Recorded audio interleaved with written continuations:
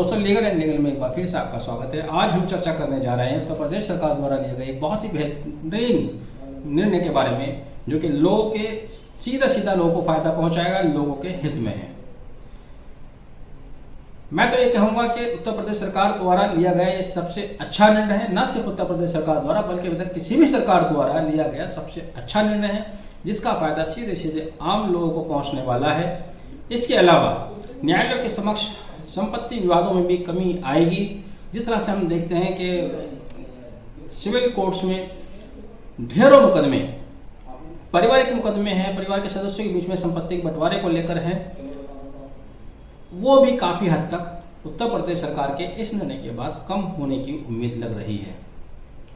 जी हाँ, मैं बात कर रहा हूं उत्तर प्रदेश सरकार द्वारा स्टैंप ड्यूटी वेव करने के बारे में, जो कि उसने यदि कोई संपत्ति परिवार के सदस्यों के बीच में उसका बंटवारा होता है या उनको हस्तांतरण की जाती है, ट्रांसफर की जाती है, उस पर लगने वाली स्टैंप ड्यूटी को वेव ऑफ कर दिया है। अभी तक जो रेट चल रहा था स्टैंप ड्यूटी का, वो भी मैं आपको बता दूं, तो आपको समझने में आसानी होगी कि आपको कहां पर फायदा हो रहा है, कितना फायदा हो रहा है।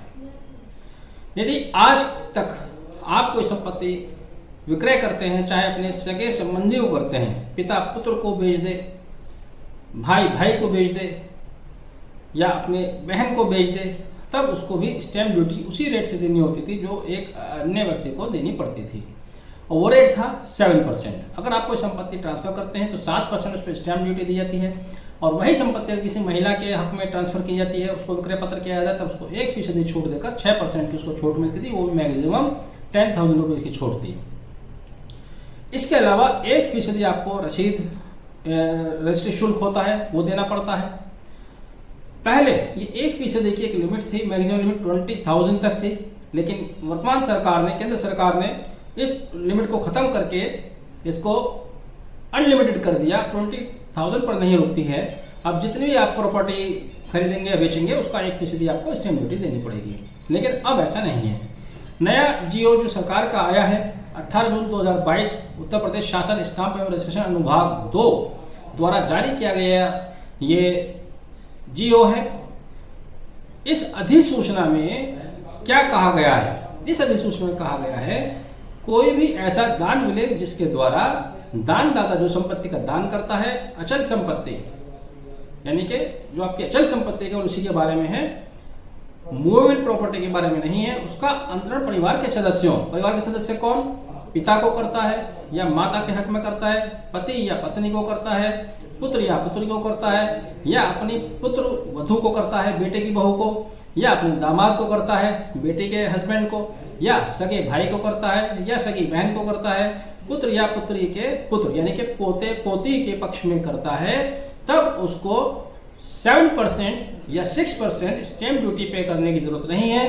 तब वह केवल एक फिक्स अमाउंट, फिक्स चार्जेस पे करेगा, जो कि 5,000 रुपए होते हैं। अब समझिए कि आपको कितना बड़ा फायदा होने वाला है। मान लीजिए एक पिता का उदाहरण ले लेते हैं। एक पिता के पास 2 करोड़ रुपए की संपत्ति है और उसके 2 बेटे हैं।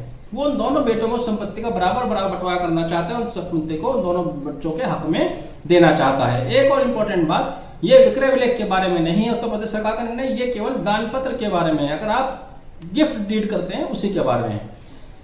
तब उसके सामने 2 रास्ते थे कि तो वो गिफ्ट कर दे, जैसे कि मैं बता रहा हूं, गिफ्ट अगर वो करता है तो उस गिफ्ट डीड को रजिस्टर कराना अनिवार्य था। जब वो गिफ्ट डीड को रजिस्टर कराएगा तो उसके ऊपर उसको स्टैंप ड्यूटी पे करनी होगी।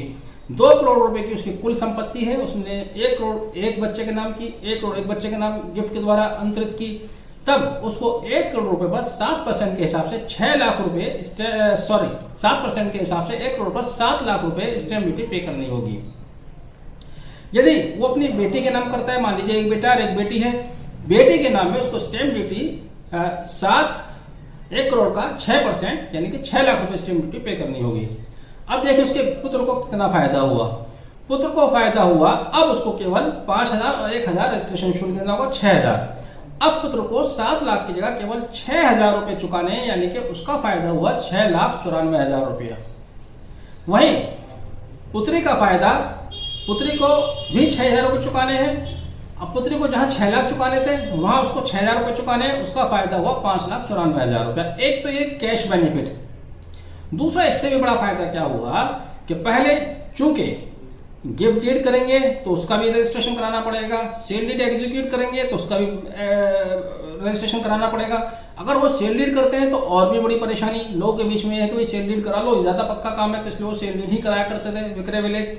वहां पर परेशानी क्या थी, वहां पर आपने 1 करोड़ रुपए की प्रॉपर्टी है, पैसे का तो लेन देन हुआ नहीं क्योंकि बेटे ने बाप को दिया, लेकिन आप दिखाने कि हमने बेच दिया, उसमें आपको ना चाहते हुए झूठ लिखना पड़ता था कि हमने बेच दिया है, इसकी कीमत हमने वसूल कर ली है। अब कीमत कहां से दिखाएं, सारे ट्रांजेक्शन बैंक से होते हैं, एक समस्या। तीसरा रास्ता एक और था जो सबसे ज्यादा इस्तेमाल किया जा रहा था, तीसरा भी चौथा भी, चारों बता देता हूं, कि वसीयत। अब पिता ने अपने पुत्रों के हक में वसीयत कर दी। वसीयत में अक्सर झगड़े होते हैं, जब पिताजी की मृत्यु हो जाती है उसके बाद वो वसीयत एग्जीक्यूट होती है, और जब वसीयत एग्जीक्यूट होती है तब कोई एक पार्टी जाकर उस वसीयत को कोर्ट में चैलेंज कर देती है। अब वो वसीयत सही है या गलत है, इस बात के ऊपर 10-10, 20-20 साल, 30-30 साल, 40 साल मुकदमे चलते रहते हैं, क्योंकि जिस व्यक्ति ने वसीयत की उसकी डेथ हो चुकी, जब तक वो जिंदा है उस वसीयत पर कोई क्वेश्चन नहीं होगा।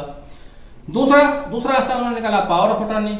पिता से पावर ऑफ अटॉर्नी करा ली कि सब मैंने अपनी इसको अटॉर्नी बना दिया है, प्रिंसिपल है उसमें, प्रिंसिपल ने किसी को अटॉर्नी बनाया। अब वो अटॉर्नी बनकर सेल डीड एग्जीक्यूट कर देता है किसी थर्ड पार्टी को। सुप्रीम कोर्ट कहता है कि अटॉर्नी द्वारा किए गए सेल डीड अमान्य है, लेकिन उसके बाद भी अटॉर्नी द्वारा सेल डीड किए जा रहे हैं। ये सब क्यों किया जा रहा था, क्योंकि वो स्टैंप ड्यूटी देने से बचते थे, और सही बात भी थी। उनको लगता था कि फैमिली की प्रॉपर्टी और फैमिली ही आपस में बांट रही है और फैमिली को ही स्टैंप ड्यूटी देनी पड़ रही है। तो ये उत्तर प्रदेश सरकार का एक बहुत ही अच्छा फैसला है, जो कि उसने परिवार की संपत्ति के ऊपर होने वाले बंटवारे के द्वारा अगर कोई दान दिया जाता है, गिफ्ट किया जाता है, तो उसको स्टैंप ड्यूटी से वेव्ड ऑफ कर दिया है। इसका बेनिफिट न केवल कैश बेनिफिट मिलेगा, बल्कि मुकदमेबाजी जो हुआ करती थी और परिवारों में आपस में खटास पैदा होती थी, रिश्तों में खराबी पैदा हुआ करती थी, वो तमाम फायदे इस निर्णय के बाद आने वाले हैं। बहरहाल उत्तर प्रदेश सरकार का एक बेहतरीन निर्णय है। आपने वीडियो आखिर तक देखा, बहुत बहुत धन्यवाद। वीडियो पसंद आया हो तो वीडियो को शेयर जरूर कीजिएगा, चैनल का सब्सक्राइब नहीं किया चैनल भी सब्सक्राइब कीजिएगा। Thank you, have a nice day.